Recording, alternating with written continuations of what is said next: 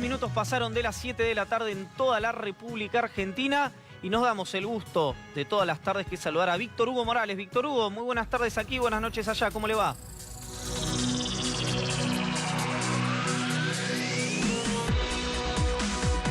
Querido Super Pibe, es un gusto saludarte, un fuerte abrazo. Mañana se empieza la etapa más importante, crucial del Campeonato del Mundo, con el partido de San Petersburgo, de Francia y Bélgica. Estaremos pendientes y mañana por la noche seguramente haremos una evaluación. Pero recién en el Día de la Patria estaba escuchando la cobertura que hacía C5N de las víctimas, los familiares, que también son víctimas del ERA San Juan en la Casa Rosada, la presencia de algunos políticos, de algunos artistas, para mitigar esa soledad. ¿Cómo habrá sido empezar el Día de la Patria hoy en Buenos Aires, frente a la Casa Rosada, después de una noche de mucho frío, pensando en la tremenda injusticia a la que este gobierno los está sometiendo? ¿Cómo es el Día de la Patria? Para quienes perdieron a sus familiares justamente trabajando, luchando, peleando, podría decirse, por eso que llamamos patria. ¿Y cómo habrá sido el despertar de los colegas que hoy no podían cubrir la información, que no podían escribir, editar? Estoy hablando de la gente de Telam, lo que iba a ocurrir en la marcha que se produciría a partir del mediodía. Buenos Aires, me la imagino, empezó la jornada con las calles vacías, un día de la patria raro, sin desfiles, porque los militares no quisieron desfilar, evidentemente, porque a ellos tampoco les alcanza, porque ellos también se cansaron de las mentiras, aquellas que les había dicho Macri. Van a ver ahora cómo vamos a ser justos con ustedes. Ellos paran a su manera, no salieron a desfilar. Trabajadores de otra naturaleza tienen que hacerlo de otra forma, y hay quienes no pueden parar, por ejemplo, los trabajadores jubilados. Por eso es que la marcha, que empezó a gestarse poco a poco desde las distintas calles de Buenos Aires, que confluían como un río, ese mar de gente, el que se fue convirtiendo en la 9 de julio, llevaba el testimonio de todos los que están desconformes, los que están dolidos, los que están desencantados y los que están arrepentidos con el gobierno que hoy, un poco alejado de la realidad, en un marco muy pequeño, de un desfile muy modesto en Tucumán, le hablaba a todo el país. Macri le habló al país. Hablaba de un barco, de una tormenta. Cuando dijo barco, me preocupé, dije, va a hablar del Titanic, ojalá que no, que él no tenga que admitir que hay un hundimiento, por lo menos de los sueños, en la Argentina que él está conduciendo a nombre de las corporaciones. Después pensé, a lo mejor habla de los barcos piratas, de los piratas socios de Macri, que se llevan el país como en los viejos tiempos, solo les falta un parche en el ojo y efectivamente tener un barco para remar, pero no es necesario, porque existen los papers para mandarlos a Panamá, a Islas Vírgenes, a Islas Británicas, y en consecuencia ya no hacen falta ese tipo de barcos. Vamos a ver en qué contexto y de qué tormenta le habló Macri hoy desde Tucumán a la Argentina en la fecha patria.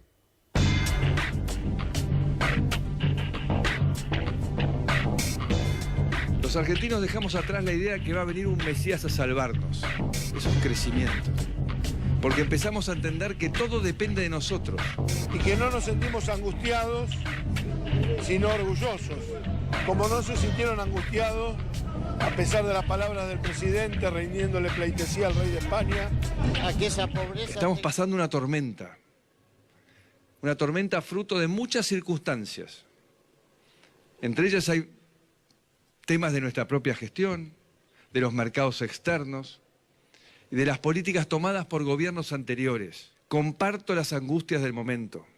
Es importante entender que pueden variar los factores, así como varía el clima en la navegación.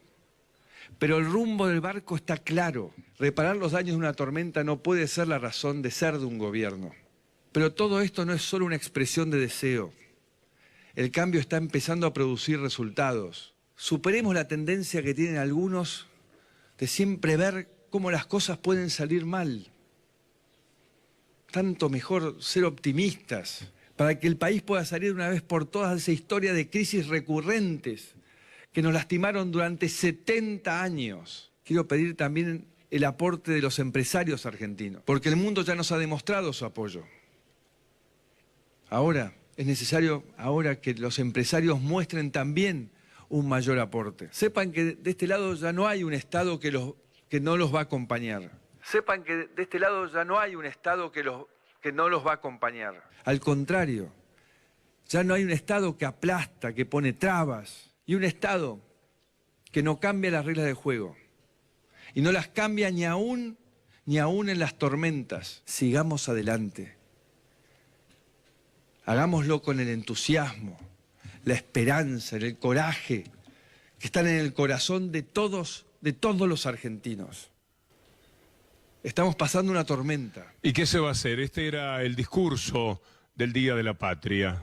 No había una palabra de disculpas para los jubilados, para los trabajadores, para los pensionados no contributivos, para los estudiantes, para los científicos, para todos los derrotados de esta época. Pero ni hablar de una palabra reparadora para los trabajadores de Telam, para los familiares de Lara San Juan, para los docentes de Chubut, para los docentes en general. Nada de prometer una paritaria nacional para que desde allí las cosas puedan hacerse un poco mejor para los docentes y consecuentemente para los alumnos de todo el país.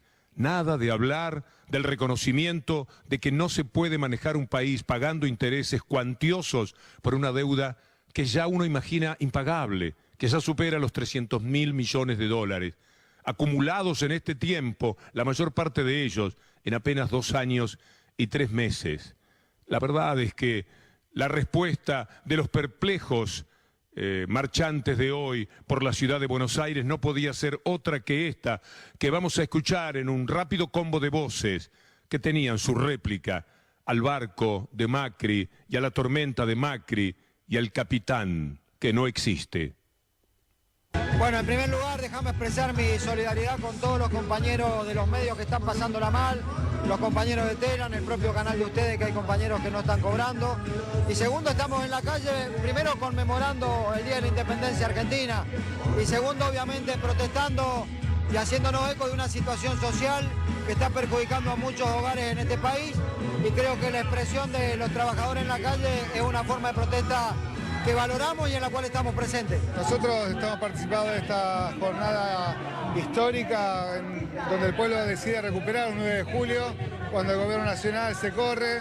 Y bueno, con la expectativa de que se entienda que hay que tener un país que sea soberano, que el Fondo Monetario Internacional nos hace mucho daño, que vamos a perder nuestra soberanía económica, que estamos perdiendo nuestra soberanía política.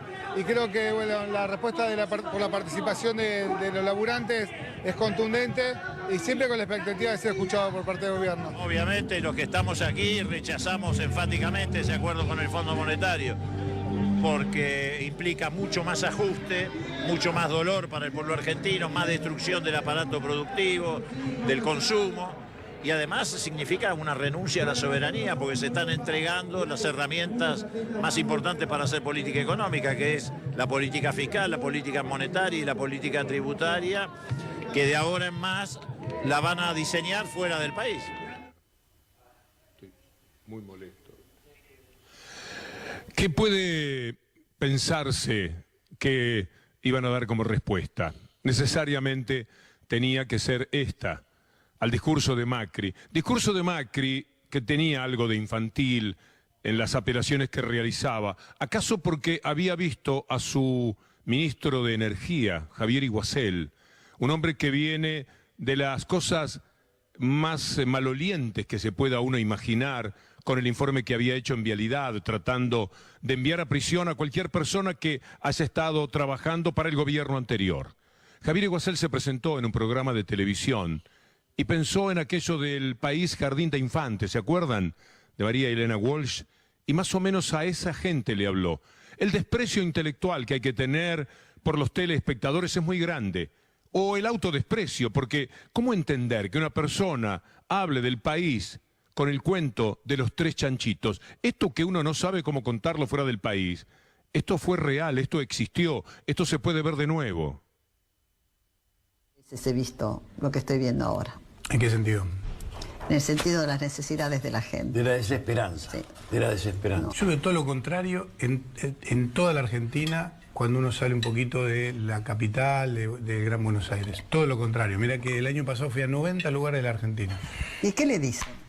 En general, mucho ánimo y muchas ganas de salir adelante. En 43 años, toda la vida siempre, a los argentinos nos costó llegar a fin de mes. No es cierto que esto es una situación de... El cuento de los 3 chanchitos es un buen ejemplo de cómo podemos hacer las cosas. Podemos buscar nuevamente las soluciones mágicas y volver a construir la casita de palitos. Como fue en el 2002, aplaudiendo el incumplimiento nuestro hacia el mundo, o como fue en el 92, 93, que hicieron todo este sistema perverso que tuvimos. Y primer viento se va. Lo podemos hacer de barro, primer lluvia se va. O lo podemos hacer de concreto, con cimientos. Llevamos En los barrios. De gobierno y las cosas cada día están peor. Eso es lo que vos ves. Yo creo que cada vez... Lo que pasa es que las paritarias aumentan los sueldos. Aumentan los sueldos, es verdad. Pero también aumenta la vida. Por eso, no, los sueldos no aumentan. ¿A usted le alcanza lo que gana? No, yo opino igual que Barrio. Nosotros tres pensamos igual. Creo que estamos peor, no sé. Creo que la mayoría en esta mesa... Serán los 3 chanchitos los que comandaron los aportes truchos de la provincia de Buenos Aires, que están ya reclamando explicaciones de María Eugenia Vidal, nada menos, porque es desde ahí que se ha tramado algo que uno no puede entender dónde va a terminar, no lo puede imaginar. Lo que ha denunciado la gente del Destape, Juana Morín, Roberto Navarro, es algo tan pero tan grave que no hay manera de esquivarlo. Yo no sé cómo va a ser el gobierno en su totalidad para salir de esto en lo que ha caído. Tener a quienes son los más pobres que podían encontrar al servicio de un lavado de dinero, de un ocultamiento de un dinero que no se sabe si salía del Estado o de dónde, pero que iba a parar a través de esas personas a lo que era la recaudación para la campaña 2017. Una denuncia hecha con tanta precisión que ya está en la justicia, con elementos que van creciendo en la investigación de Juana Morín y de Ari Lijalad. Vamos a ver un pequeño tramo del programa con esos aportantes, que ellos no son los truchos son los que pusieron la gente de Cambiemos para poder lavar ese dinero y utilizarlo en la campaña. Esto va directamente a María Eugenia Vidal. Y las explicaciones, las de Ocaña, que son tan modestas, las de Bullrich, ya no están alcanzando en uno de los temas más espinosos que se hayan denunciado en la historia institucional de la Argentina. ¿Cuánta plata pusiste o pusieron que pusiste? Y supuestamente en total 1.500 pesos puse, que es imposible que yo ponga porque no me alcanza ni para vivir y menos me va a alcanzar para aportar a una campaña. Esto para mí es una vergüenza hacia todos nosotros, porque que nos estén utilizando para algo que es sucio, justamente a los pobres, a los que somos laburantes. Sentí violada mi intimidad, mi identidad, mi número de documento, mi DNI, mi dirección. A medida que pasan los días, la violencia es más. Cuando ellos se quedan callados, el PRO te dice que estás afiliado, pero que no tiene la afiliación, el ninguneo, el silencio. No, es difícil describirlo.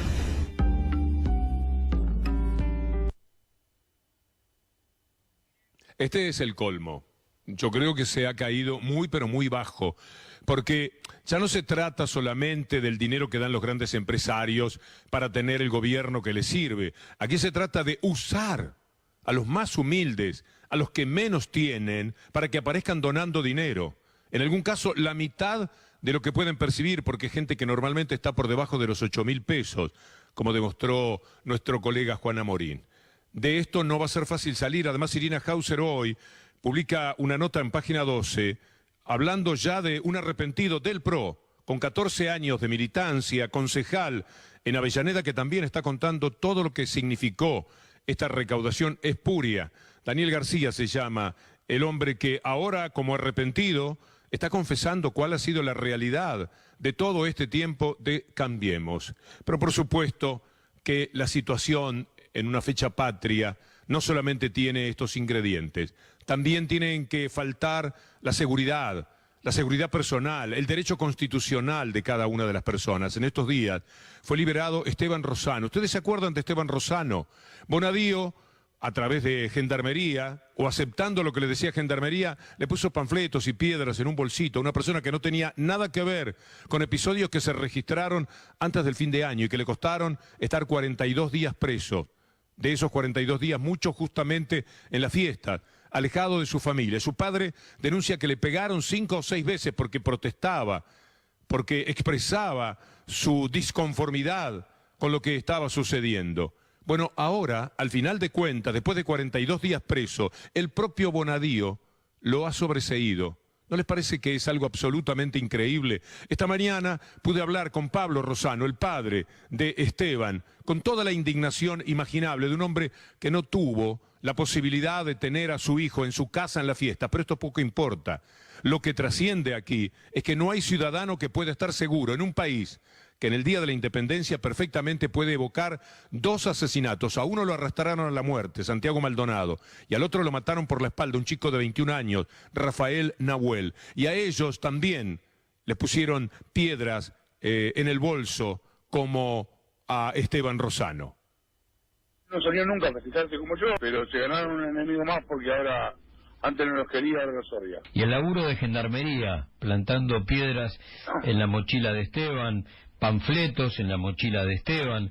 Esteban estuvo 42 días en cana en función de la mentira que planta gendarmería en su mochila. Jamás, ni un momento los vecinos dudaron de mi hijo. Peor que podía haber hecho es levantarle la mano a mi hijo. Yo cada vez que pienso eso, tengo ganas de ponerme a llorar. Pablo, ¿qué dice el fallo final de Bonadío? ¿Qué leyó? ¿Cómo justifica toda esta historia? ¿Cuál es el final de la misma? Ellos no justifican nada, sino que dicen, bueno, como haber investigado y que va a gozar de su honor y no sé qué otra cosa más. Yo le quería decir al doctor que el honor mi hijo nunca lo perdió. Es decir, un ciudadano que anda por la calle y queda en medio de una represión y le inventan porque a alguno le tenían que cargar la culpa y lo convierten en un ciudadano prisionero durante 42 días. Claro, no nos olvidamos que hay quienes llevan años como Milagro Sala, por ejemplo, prisioneras también, rehenes de este gobierno. Pero yo les decía que haberle puesto piedras y panfletos a Esteban Rosano era como haber dicho que Rafael Nahuel tenía armas que arrancaban los árboles de cuajo para poder justificar, Patricia Bullrich, el asesinato brutal de un niño, poco menos, muchachito de 21 años, mapuche, por supuesto que ya desclasado totalmente por un gobierno que los ha atacado de todas las maneras para defender los intereses de los terratenientes amigos de la Patagonia.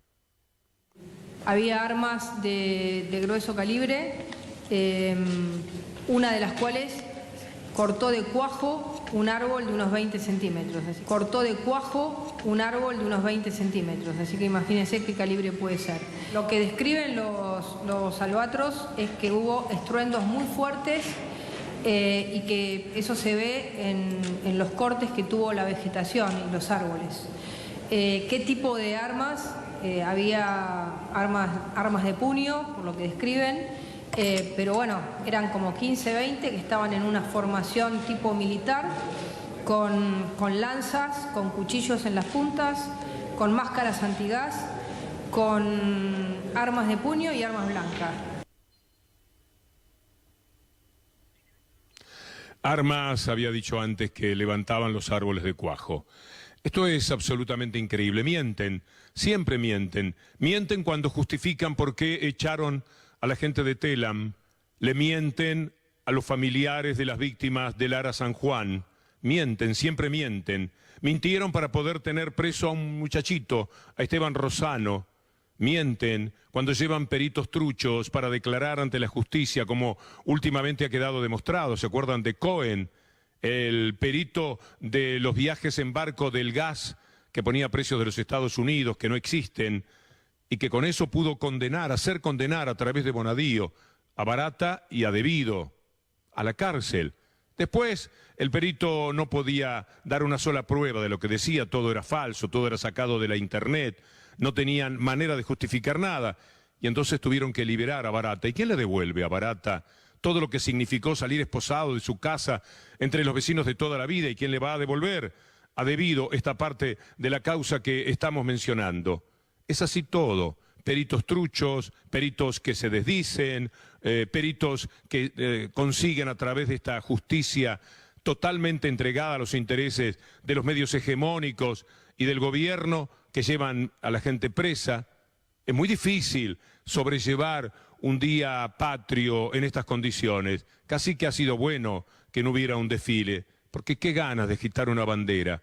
Es muy distinta la patria para unos y para otros. A veces la patria es demasiado diferente en el corazón de quienes la gozan porque les va muy bien o la padecen, como la inmensa mayoría, porque les va muy mal. Pero no nos quejemos hoy de la justicia en la Argentina, esa que tiene presa a Milagro Sala, a Esteche, Devido, a los dueños de este canal, a Cristóbal López y a Fabián de Sousa, también con procedimientos que están totalmente reñidos con la justicia. Pero hoy podemos hablar de algo más grave al lado, de lo que sucede con Lula, al que la justicia de Brasil, un juez apareció, alguien decente desde Porto Alegre, diciendo lo tienen que liberar, y ahí empezó a funcionar todo el establishment económico y mediático del país para impedirlo, y efectivamente Lula sigue preso. Cuando pienso en Brasil, en la Argentina, también pienso en algo que decía María Elena Walsh y que recién lo tuvimos en el Zócalo, país jardín de infantes.